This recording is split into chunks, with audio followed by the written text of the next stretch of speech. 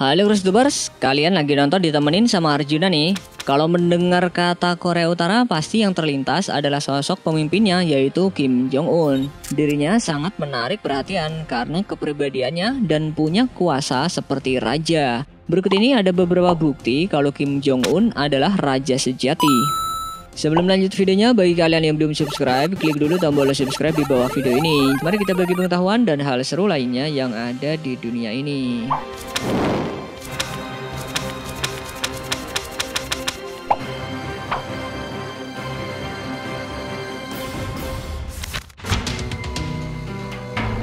Jiwa kepemimpinan Kim Jong-un ternyata memang sudah dibangun sejak kecil.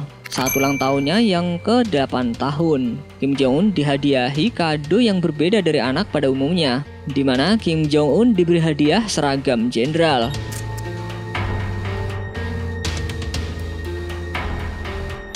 Bahkan saat itu orang-orang dan jenderal-jenderal lain yang jauh lebih tua sampai membungkuk untuk memberi hormat kepada Kim Jong-un. Berawal dari situlah nampaknya membuat sang ayah yakin kalau Kim Jong-un bisa menggantikannya sebagai pemimpin nantinya.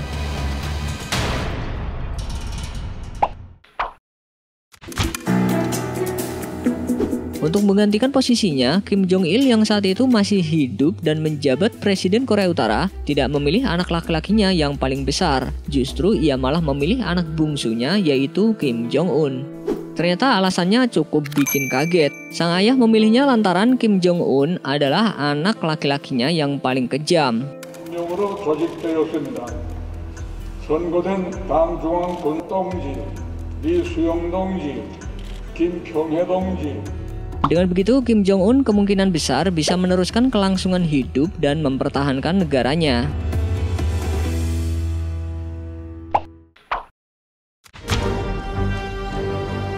Namanya juga raja sejati, Kim Jong-un jadi bebas melakukan hal sesuka hati. Salah satunya pada 2017 lalu. Dilansir dari Daily Mail, Kim Jong-un terlihat memegang sebatang rokok di balik mesin roket rudal balistik Korea Utara beberapa menit sebelum diluncurkan.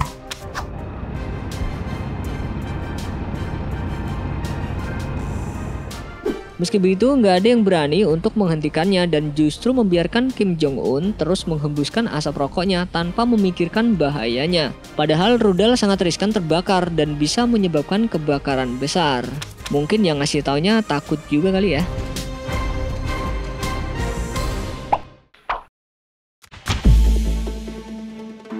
Beberapa bulan setelah pemakaman Kim Jong-il, Kepala Staf Umum Ri Yong-ho dan Menteri Pertahanan Kim Jong-chun dipecat begitu saja oleh Kim Jong-un. Gak hanya itu, pada 2013 pamannya sendiri diciduk dari rapat partai atas tuduhan makar dan kemudian langsung dieksekusi.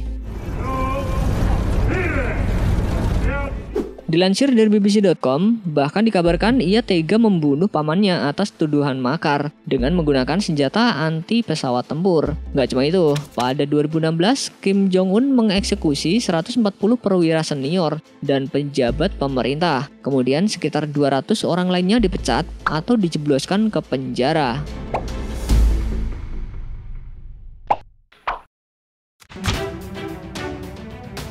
Kim Jong-un memang dikenal cukup totaliter dalam memimpin Korea Utara semenjak diangkat menjadi presiden. Bahkan ia sampai menyuruh para rakyatnya menangis dan meratapi kesedihan ketika sang ayah meninggal dunia.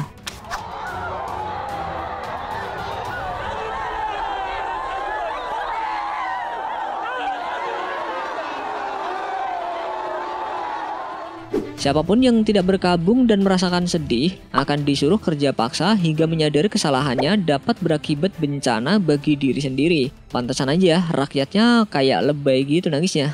Ternyata dapat ancaman dari sang raja tuh.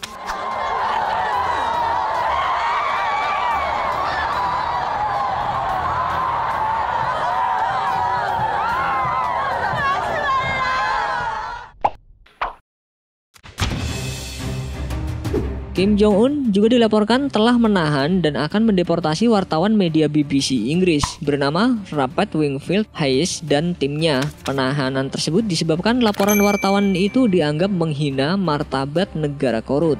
Congress has been expelled from North Korea along with his team. Pemerintah Korut menganggap informasi yang disampaikan oleh wartawan tersebut dianggap tidak pantas. Karena itu akhirnya dimasukkan dalam daftar hitam dan tidak akan diizinkan memasuki Korea Utara lagi.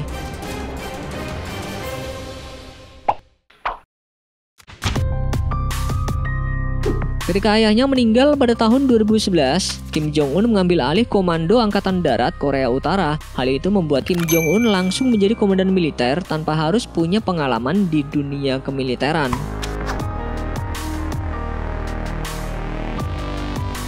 Wah, ini semakin membuktikan kalau dia ini raja sejati ya guys.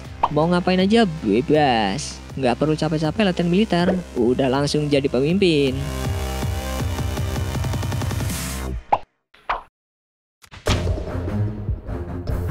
Karena tidak diberi perlakuan khusus pada saat kunjungan ke Moskow, Rusia, Kim Jong-un sampai batal untuk datang. Ia menolak undangan peringatan kemenangan Uni Soviet pada Perang Dunia Kedua tersebut.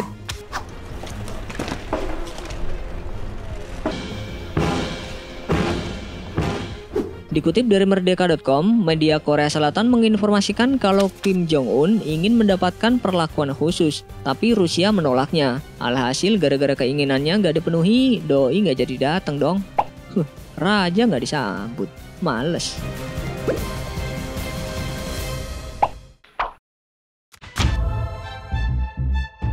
Di Korea Utara ada sebuah aturan aneh terkait model potongan rambut untuk kaum laki-laki. Kim Jong-un, sang pemimpin Korea Utara, memerintahkan potongan rambut laki-laki harus meniru gaya rambut yang sama dengan Kim Jong-un.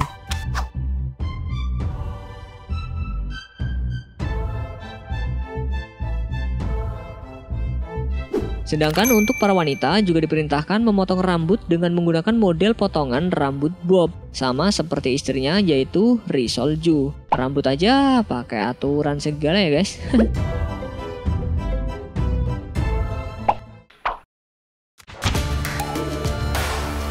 Kelompok pembela hak asasi North Korean Strategy Center pernah mengeluarkan laporan kalau puluhan ribu rakyat Korea Utara yang bekerja di luar negeri harus seperti budak. Mereka hanya dibayar Rp62.000 sehari dan bekerja di kapal feri sambil dijaga petugas bersenjata.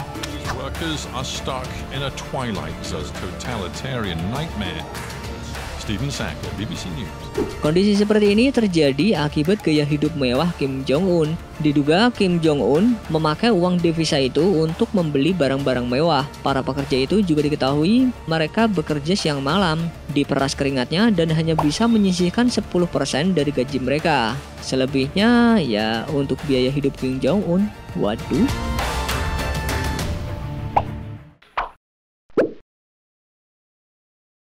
Sebelum beranjak dari video ini, mungkin video sebelumnya juga menarik untuk dilihat nih. Berikut ini ada beberapa bukti lain kalau Korea Utara memang aneh. Jika suatu negara biasanya pemilihan presiden diikuti oleh beberapa kandidat, tapi beda dengan yang terjadi di Korea Utara. Alih-alih demokrasi nih, anehnya warga Korea Utara hanya bisa memilih satu kandidat presiden yang nggak lain adalah si Kim Jong-un. Nah, kok bisa ya?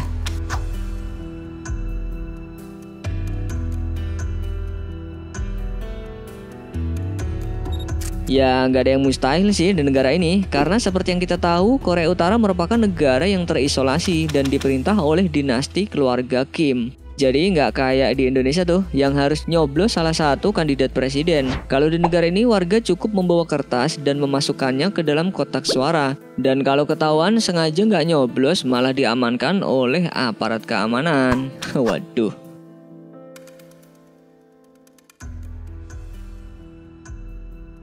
Dan yang pasti dari hasil pemilu itu Kim Jong-un mendapatkan 99,7% suara.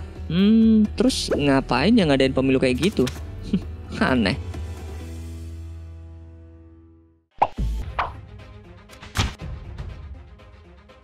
Buat kalian yang underestimate Korea Utara, negara yang ketinggalan zaman, jangan salah. Di negara ini ternyata juga terdapat hotel mewah dan yang paling terkenal yakni Hotel Ryugyong yang berdiri di kawasan kota Pyongyang.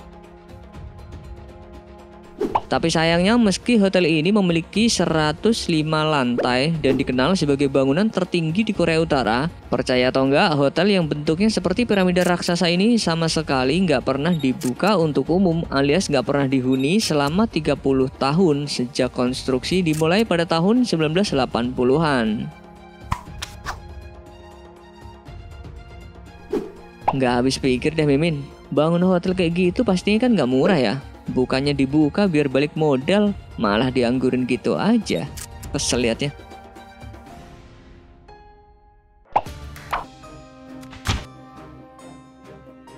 Jika kalender internasional digunakan oleh sejumlah negara untuk penentu tanggal maupun hari, berbeda dengan Korea Utara yang mereka menggunakan kalender mereka sendiri, yakni Juche. Kalau penduduk Korea Utara justru meyakini kalau tahun ini merupakan tahun ke-107.